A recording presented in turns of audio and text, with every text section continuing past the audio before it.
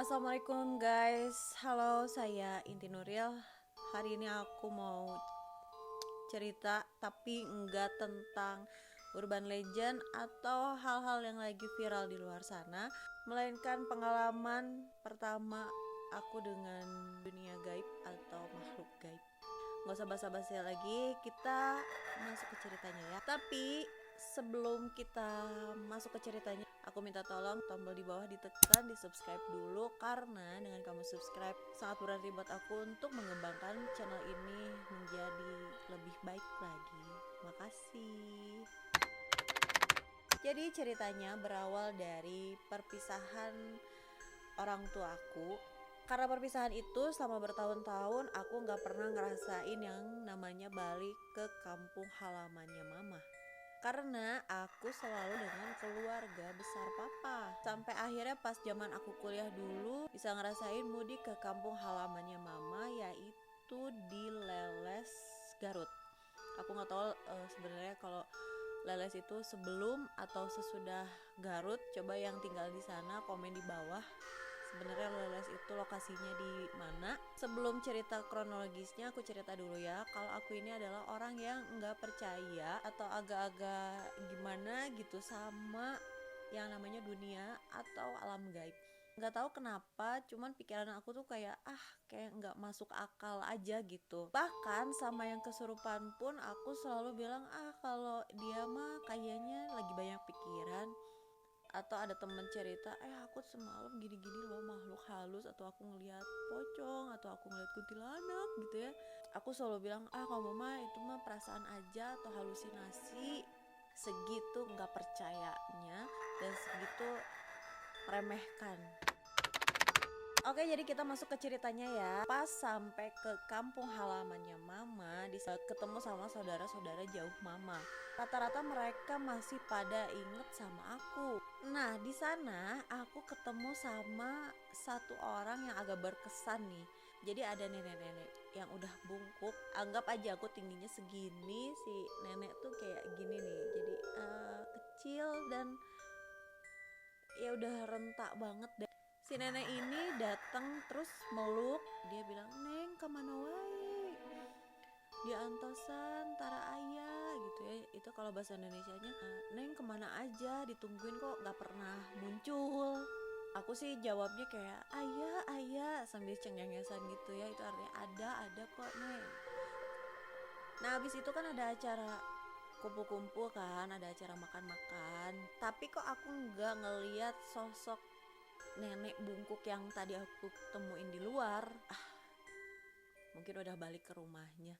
Setelah dari acara makan-makan itu, kita sekeluarga biasanya istirahat di rumah adeknya almarhum kakekku. Jalan ke rumahnya itu ngelewatin sawah guys. Jadi kiri kanannya tuh sawah, kita tuh jalannya setapak aja. Aku seneng banget karena suasana pedesaannya tuh kerasa banget. Jadi kayak lagi liburan aja. Yang tambah-tambah bikin seneng, rumah dari adeknya kakekku ini seru banget. Ada kolam pancing ikannya.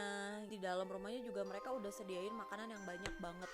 Setelah istirahat dan udah seru-seruan mancing juga, abis sholat maghrib kita semua sekeluarga pulang. Dan kita harus ngelewatin sawah itu lagi dong. Ya maghrib-maghrib gitu ya. Ini aku ngerasain hal yang gak biasa, yang belum pernah aku rasakan sebelumnya. Ya rasanya kayak semriwing-semriwing merinding gitu, kayak ada yang ngeliatin. Nah, setelah ngelewatin sawah sampai ke parkiran mobil, aku ngalamin hal yang agak aneh juga. Karena mobil tuh parkirnya di dalam sebuah SD, jadi kita otomatis harus masuk ke dalam situ ya. Di kaca-kaca di SD itu aku ngerasa kayak banyak yang ngeliatin aku yang nggak percayaan dengan hal-hal yang seperti itu, ngerasa mulai ketakutan. Kayaknya pertahanan runtuh nih. Ada rasa yang aneh aja, leher aku tuh kayak kaku dan keringet dingin. Rasanya kayak masuk angin, tapi di pundak aku tuh berat. Sepanjang jalan dari Garut ke Bandung, gak henti-hentinya aku baca doa, mulai dari zikir, ayat kursi, pokoknya doa-doa yang aku tahu usahakan aku baca dan gak berhenti. Alhamdulillah bisa sampai ke Bandung sekitar jam setengah 10 malam. pasti semua jalanan macet. Apalagi jalurku pulang itu adalah jalurnya orang mudik banget. Pas sampai ke Bandung, at least pada saat itu aku nginepnya di rumah nenek di daerah Katamso Supratman gitu. Buat yang orang Bandung pasti tahu.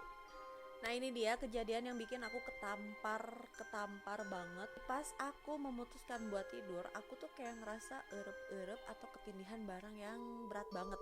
Aku berusaha untuk bangun tapi nggak bisa. Baca-bacaan nggak bisa. Aku ngerasa ini kayak udah, ini kayaknya aku mati deh. Kok kayak gini, ini gimana cara bangunnya gitu.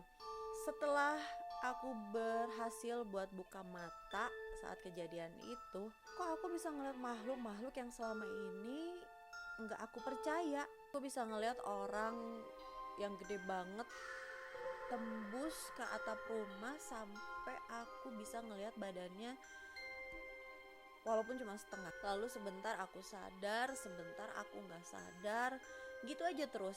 Efeknya di badanku itu aku ngerasa kayak kesetrum, nadi-nadi aku itu kayak ngegeter gitu guys. Jujur saat itu aku takut banget, rasanya tuh kayak pindah ke negeri lain yang bener-bener asing gitu. Padahal itu di rumah nenek aku. Kebenaran nih tante aku yang bisa, dia udah balik ke rumahnya karena katanya aku kesurupannya ini agak lama. Dan yang di rumah nenek aku kewalahan, akhirnya aku dibawa ke rumah tante aku. Kata adekku sepanjang jalan aku ngoceh-ngoceh gak jelas dan semakin ngamuk saat ngelewat wilayah-wilayah yang dinilai sama masyarakat angker atau serem.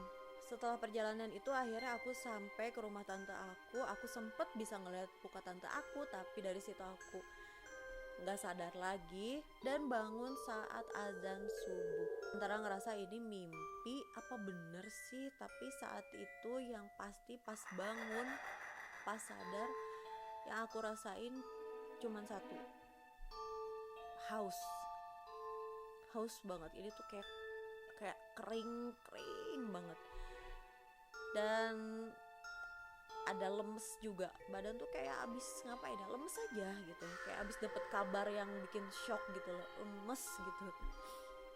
Oke guys, itu adalah pengalaman pertama aku kesurupan atau kemasukan. Dan akhirnya dari kejadian itu ada kemasukan dan kerasukan yang lain. Ya udah, mungkin memang takdirnya.